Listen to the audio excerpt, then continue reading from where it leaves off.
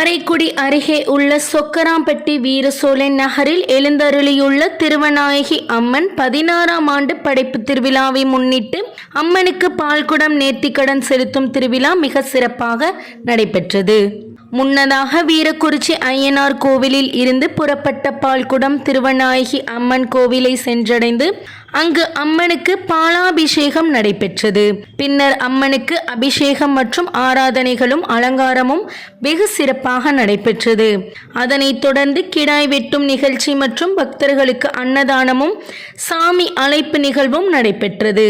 பொதுமக்கள் கலந்து கொண்டு திருவநாயகி அம்மனுக்கு நேர்த்திக்கடனை செலுத்தி அம்மனை வழிபட்டு அருள் பெற்று சென்றனர்.